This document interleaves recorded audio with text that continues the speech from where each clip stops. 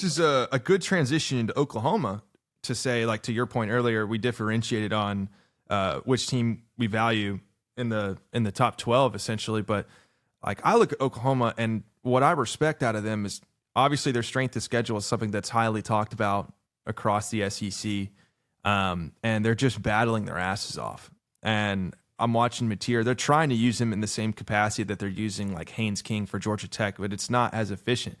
And so what I've noticed from my evaluation of Oklahoma's offense is, you know, Mateer does have the tendency to hold on to the ball too long, but then at the same time, there happens to be almost zero like separation within the receivers. And then the run game is so awkward that I talked about this in the poll where people are saying, oh, you should be this place or this place. But you watch their run game, and it's like Mateer has like twice as many carries as their quote-unquote committee backfield that they're running with the actual running backs. And it just doesn't seem to be as effective as they had hoped. But then their defense is, you know, a top 5 defense in the college football atmosphere nationally.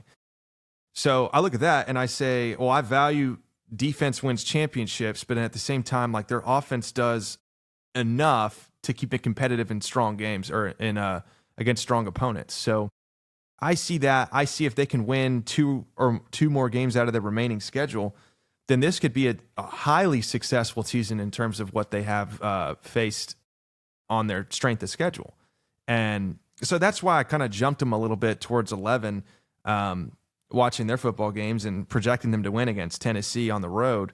And then to your point, like, Joey Aguilar didn't play well, but I think that's credit to also the defense, which I value with Oklahoma. So, you know, a lot to unpack there, and a lot to unpack with the SEC in general. But what were your thoughts on if you wanted to dive deeper into Oklahoma? I mean, like I mentioned, I just don't like watching them.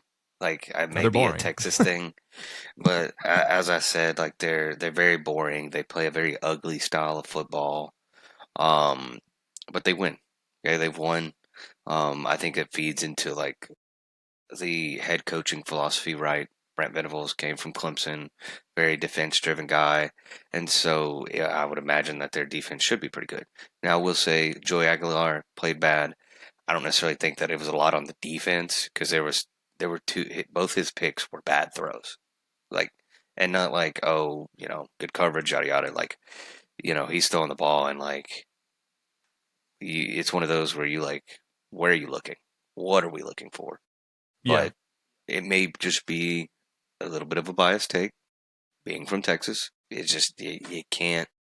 I just can't see anything good in Oklahoma. Yeah, and I don't think they're a playoff team, but that's for them to decide for sure. But an honest evaluation of the team is like what you're saying, is it's a boring team. They're finding ways to win. Is it sustainable? That's in question, like a lot of things in the SEC are. But, you know, we'll see how their season progresses.